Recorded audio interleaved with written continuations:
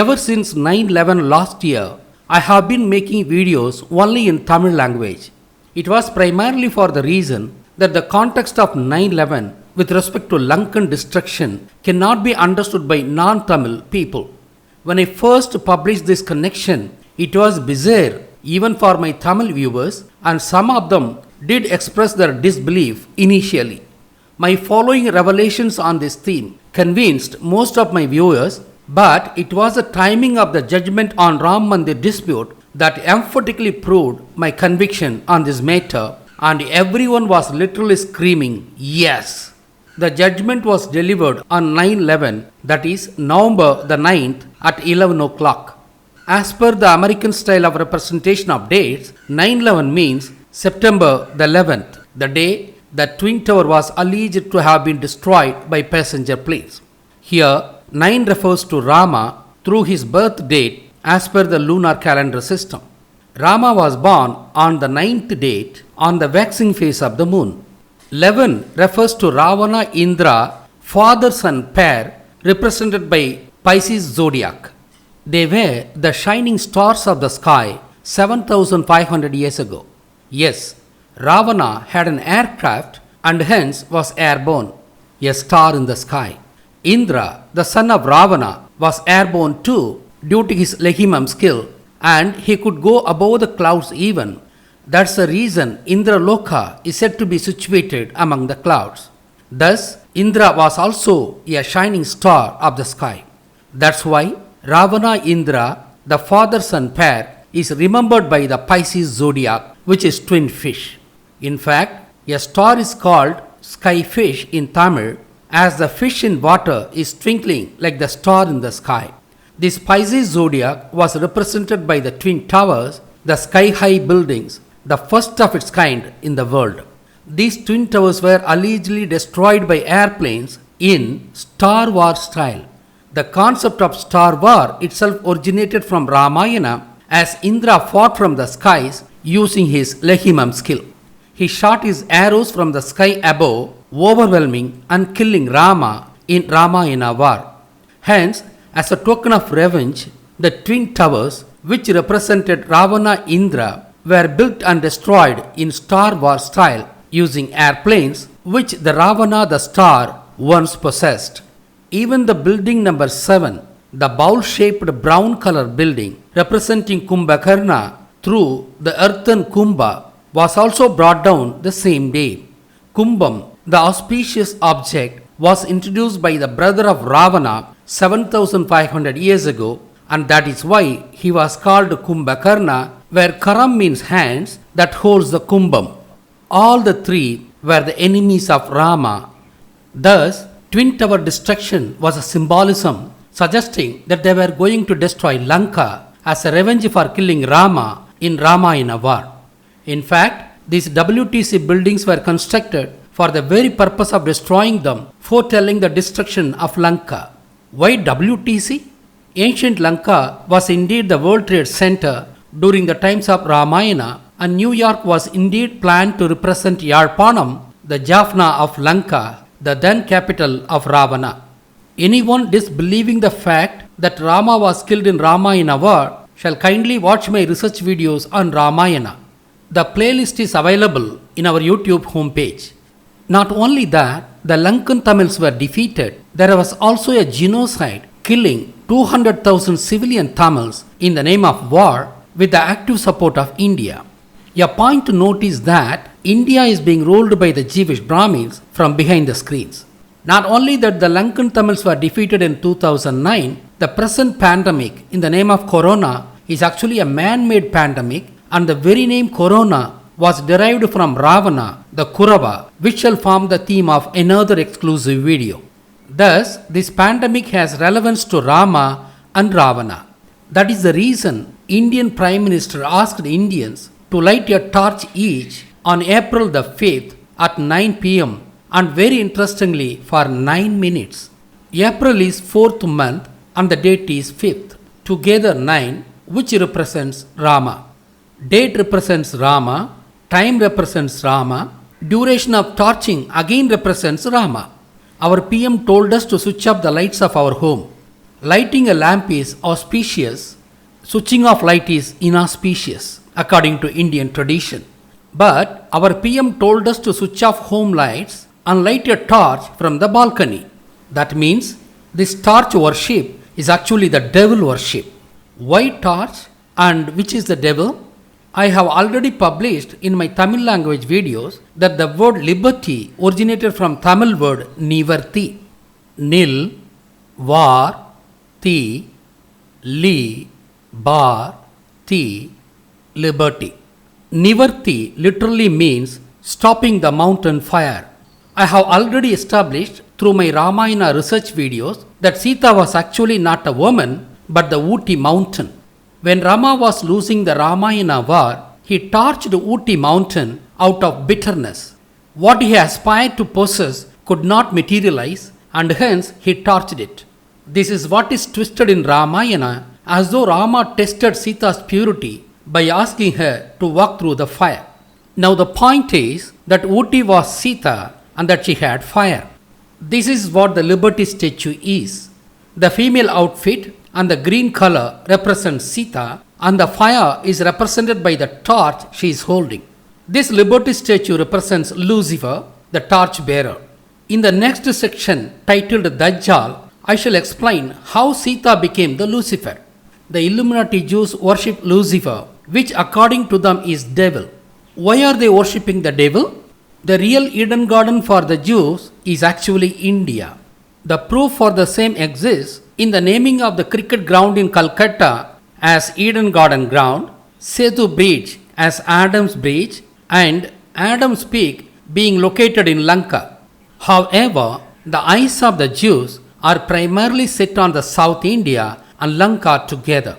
They had been worshipping their god Yahweh to grant it to them. Despite their long cherished wish and prayer, Yahweh is not granting them the Eden Garden and hence they are worshipping the devil itself, who according to them is Sita herself, who represents the Eden Garden. India is the largest Jewish country in the world. The Indian Jews are hiding behind the name called Brahmin. But the Jewish Brahmins are realizing that they cannot hold on to the power centers of India for long as awareness is building among the native people. Hence, the original reason for the corona pandemic itself is to facilitate their continued hold on the Indians and on the world. In the name of corona, which represents Ravana, they were planning to take many draconian measures to facilitate their iron grip on humanity. Simultaneously, to make their plan to succeed, they are appeasing the devil called Sita, the Lucifer. It was in this regard that devil worship was conducted by Mr. Modi on April 5 at 9 pm for 9 minutes. The meaning is that we were all made to worship on behalf of the descendants of Rama to Sita the devil to grant them the continued control over India and the world. The proof that Mr. Modi worshipped the devil is very explicit in the video distributed by the government itself to the press. You are indeed seeing that picture obtained by increasing the brightness and sharpness of the original photo published by the news channels. Now you are convinced that we were all made to worship the devil, building a collective consciousness so that the Illuminati shall succeed in their plans of perpetual enslavement of the people of the globe. The Abrahamic religions profess that at the end times, Satan would come as false Messiah to trouble the world, and after which the Messiah would come back to save the humanity. Though this is the common theme in both Christianity and Islam, the way the Muslims perceive the Satan is quite different from the Christians perceiving the Satan. The Christian definition of Satan is derived from the Jewish perception of Satan. What is the Jewish perception of Satan? The name Satan originally represented ancient Tamil traders from India, whom the Jews called as their professional enemies and hence hated them. This hatred, which lingered for a very long time among the Jews, entered the religious books much later as hateful devils with the name Satan, who was opposite to the God. The Jewish researchers are of the view that this dualistic concept of perpetual war between the good and evil was borrowed from the Persians, whose god was Ahura Mazda, and the devil opposed to it was Ahirman. Thus, the name of ancient Tamil traders, Satan, was metamorphosed into the biblical devil, Satan. As the ancient Tamil traders were Saivites worshipping Murugan, Murugan too was called Satan, and that is why Satan is written as 666, representing the Mummurti Muruga, that is, the Trinity called Muruga. It was Muruga who created Saptamada, and one of them was called Pachayamma. It is this Pachayamma which was later called Valli, the conceptual wife of Muruga, called also as Sita of Ramayana, called also as Draupadi of Mahabharata, called also as Meenakshi of Madurai, and called also as Andal of Tiruvilliputtur, and even called as Mary of Velankanni. It was this Pachayamma, otherwise called Sita, whom the Jews called as devil, naming her Lucifer. How was the Lucifer hypothesized as opposed to the god? Each one of the 7 Saptamada that Murugan created was proposed to be the presiding deity of a celestial body each. These Saptamada were called angels in Abrahamic religions. Thus, Michael represents Meenakshi, Raphael represents Kali, Gabriel represents Kavriel, the goddess of Nirvana, and so on. At the same time, each of the 7 Saptamada was associated with a concept too when Murugan created them. Kali, the deity of Saturn, represented war and destruction. Neelambikai, the deity of moon, represented love and sex. Pachayamma, the deity of Venus, represents agriculture and procreation. Lakshmi, the deity of Mars, represented family and responsibility. Kanagavalli or Matangi, the deity of Mercury, represented wealth. Saraswati, the deity of Jupiter, represented wisdom and fine arts. And finally, Gangayamma, the deity of sun, represented nirvana and salvation. Thus, Pachayamma was only the deity of agriculture and procreation, and definitely not of earth. However, the Western people took Pachayamma, the green colored deity representing agriculture, wrongly as representing the earth, and were obviously confused by the 2 celestial bodies that this deity is said to represent, namely Venus and the earth. This mistake was so prevalent that even the South American people called Pachamama as the goddess of the earth, as this picture reveals it emphatically. How can a single goddess represent both the celestial bodies? To resolve this conflict, the Westerners theorized that Pachayamma defied God, and hence the god banished her from the heaven and she fell on the earth, thus calling her as fallen angel. This Pachayamma was called Lucifer as it represented Venus, called as the bright morning star, the dawn bearer, that is, light bearer. All this metamorphosis happened over a long period of time. That is how the Lucifer became the devil in the West. However, among Tamils, Pachayamma is the goddess of fertility, the most cherished goddess. Thus, the Western concept is totally flawed, and it is this ignorance that is the root cause of all the evils of this world. We shall now consider the Islamic concept of Satan. The Muslims, calling Satan as Shaitan, perceived it as Dajjal. Who is Dajjal and what are his identifying marks? 1. Dajjal is one-eyed. 2. He has curly hairs. 3. He is reddish white in color. 4. In his forehead, the Arabic word kafir would be written, which means non-believer, and this could be read even by illiterate people. 5. Dajjal would be followed by 70,000 Jews supporting him. Dajjal being one-eyed means he should be an Illuminati, the people associated with secret societies. We know that Illuminati originated from the Jews. The curly hairs are the identifying marks of the Jewish rabbi. The Jews were normally identified by the reddish white skin color in ancient times. These are the common features of Jewish rabbis. Understanding the fourth point requires to locate that particular individual among the Jews who was originally labeled as Dajjal long ago. This is where Tamil language comes handy. Tamil was the original language of humanity. All other languages were the deformed versions of the original Tamil. Only for the first language that we need Sangam to develop the methodology of making new words, to name objects, to express actions, to describe events, etc. It's a point of deep truth, and I shall make an exclusive video on this topic later. The very fact that Tamil alone had 3 Sangams, namely the first one initiated by Shiva some 20,000 years ago, the second one post-deluge initiated by Muruga, and the third one long after Mahabharata war and about 3,800 years ago initiated by Vishnu, proves conclusively that Tamil was the first language of humanity. Every Tamil word has a definite and derivable meaning from its roots. It is due to this fact that Tamil words are like time capsules retaining thousands of years of history.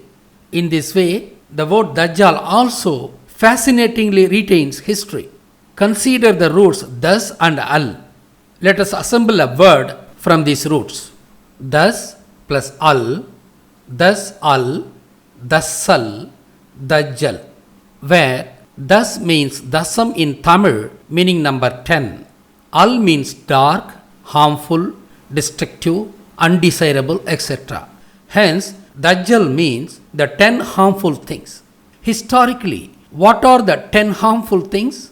We know that Moses cursed the Egyptians with the 10 plagues. Plagues are harmful. That means Dajjal was Moses himself. In my opinion, Moses actually represents 3 pharaohs, namely Thutmose I, Thutmose II, and Thutmose III. It was Thutmose I who hurled the 10 plagues on the Egyptians who were protesting against the Jews of Egypt. He hurled the plagues with the help of the secret society that he initiated with the name Mason. Bible says that Moses had horns when he came down from Sinai Mount with the 10 commandments. This is a coded message for the posterity indicating that Moses created the secret society called Mason, whose symbol was Baphomet, a hybrid image of goat and a female human. It is the horns of the goat that Moses was depicted with. Thutmose II was the pharaoh when the exodus took place due to the revolution of the Egyptians against the Jews.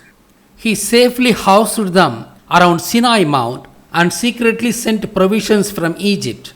It was Thutmose II who created the 10 commandments. It was Thutmose III who won Israel as a homeland for Jews, driving out the original inhabitants of Israel.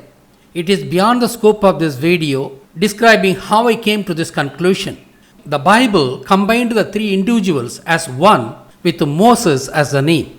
Thus, Dajjal is nothing but Moses. We shall now comprehend the meaning of the 4th point about Dajjal. Moses being the pharaoh, he was wearing the traditional Egyptian crown which had the emblem of cobra on the portion of the crown that sits on the forehead. This cobra represents Kundalini. The kings who raised Kundalini energy were known as gods. That is how the gods like Shiva, Muruga, Indra, etc. came to be, and they were originally humans. But according to Muhammad's Islam, humans cannot be God and they can only be prophets. As Moses the Pharaoh was known as God, as per the Egyptian belief, he was classed as disbeliever according to the definition of modern Islam. How did the word kafir came by? Usually, the crown is like a vessel. The kings wear it inverted. The word invert means kavir in Tamil. This kavir deformed to kafir. That is, when you invert the crown, that is, when you kafir the crown, the snake emblem sits on the forehead. This fact, over the years, led to the naming of the snake as kafir. This snake represents Kundalini, and hence it says that the person wearing it is God, which according to the modern Islam of Muhammad is a nonsense, and hence the wearer of the snake crown is disbeliever. This snake and its meaning is known even to the illiterate people. That is why Muhammad said that even the illiterate people could read kafir and understand that he is a disbeliever. But why Prophet Muhammad said that the word kafir would be written in Arabic on the forehead of Dajjal? This is because that Arabic letters which existed prior to Muhammad were indeed designed out of snake. This is an extraordinary information. Why out of snake? Isa plus Lama, Isalama, Isalama, Islam. Islam means worshipping Isa the saint. But Isa the Shiva discovered Kundalini Yoga. To preserve this fact to posterity, a cobra is depicted encircling his neck. As Kundalini represents wisdom, the snake, which represents Kundalini, also represents wisdom. As books give wisdom to the reader, the Arabic script was designed out of Kundalini snake, which represents wisdom. In fact, the name Arabi itself originated from Kundalini snake. Aravam, Arabam, Arabi, where Aravam means Kundalini snake in Tamil. Just look at Arabic script. The characters look snake-like. As Arabic letters were designed out of Kundalini snake, and as the name Arabi itself originated from Kundalini snake, and as Kundalini snake adorns Pharaoh's forehead when he kafis a crown on his head, Muhammad said that kafir, which means snake, would be written on his forehead in Arabic. Kindly listen to this part of this video again to fully understand it. We shall now consider the fifth point about Dajjal. It is said that Dajjal would be followed by 70,000 Jews supporting him. As the Dajjal represents Moses, who founded the first secret society, the new Dajjal of today would represent the Illuminati society, which is basically the Jewish society. The Jews are living in almost every country in very small percentage. These Jews who are living in every country would help implement the diabolic plans of the Illuminati. That is what is happening today.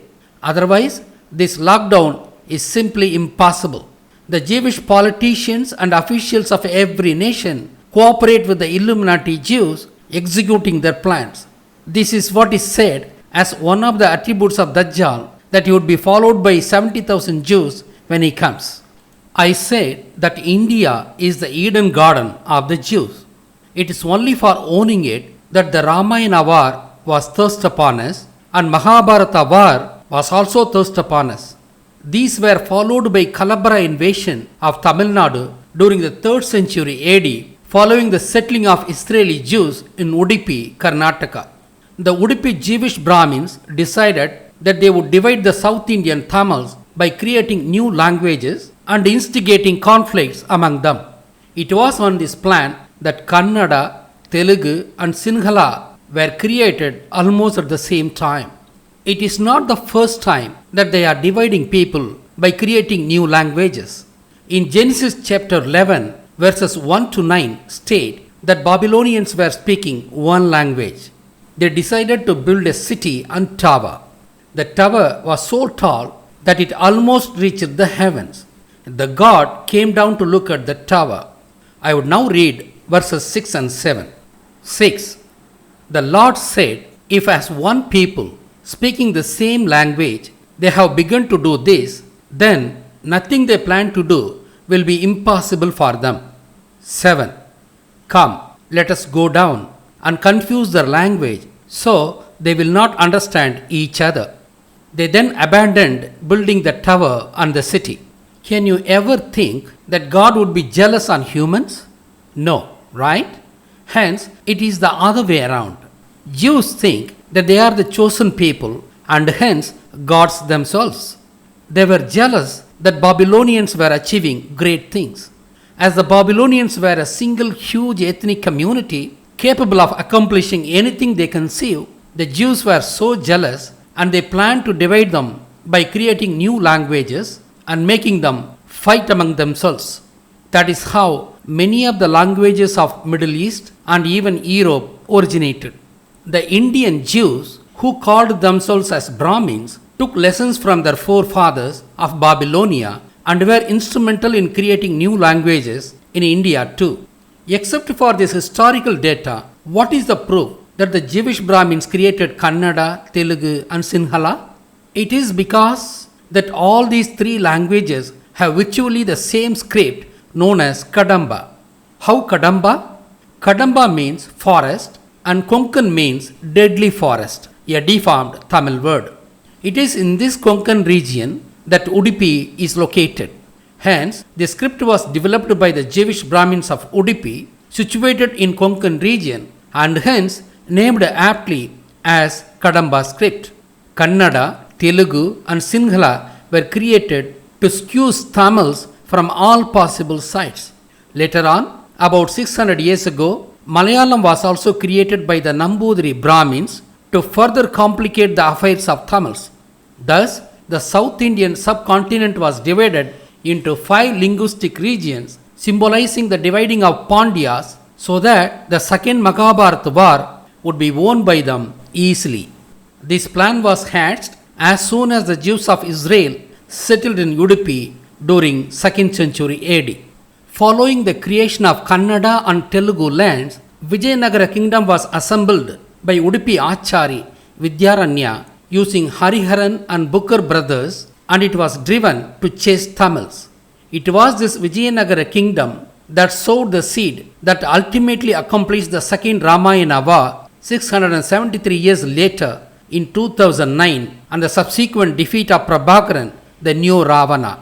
Continuing the long planned oppression, when linguistic states were created in 1956, quite an amount of Tamil lands were acceded to Kerala, Karnataka, and Andhra in such a way that access to Periyar would be denied to Tamils by Malayalis, and access to Kaveri would be denied to Tamils by Kannadigas, and access to Palaru would be denied to Tamils by Telugus. Now, as part of second Mahabharata, the existing Tamil Nadu of today is being planned to be divided further into 5 states as Neo-Pandyas, so that the Saguni Brahmins shall easily win in the second Mahabharata war. The victory, according to the Jews, is a complete destruction of Tamils. Once Tamils are destroyed, it would be much easier to destroy Kannadigas, Telugus, Malayalis, and the Sinhalese. This destruction is planned to declare the ownership of Eden Garden, their long cherished dream. Kindly remember again that India is the largest Jewish country of the world. Not only that they could not own Eden Garden so far, but a new paradigm is emerging that these Jews, known as Brahmins, cannot continue to rule India as awareness is spreading among the natives. Hence, to complicate the life of Indians further, these Brahmins decided not only to divide Tamil Nadu into many states, but also dividing every state of India. Following the publication of Divide and Destroy Tamil video, one of the subscribers sent this picture released in the year 2012. Thus, there has been a plan to divide every nation in India into many pieces. This is a huge danger, and Indians should be aware of this plot and join together in averting this danger, and join together to redefine the Indian polity, safeguarding the interests of the nations of India.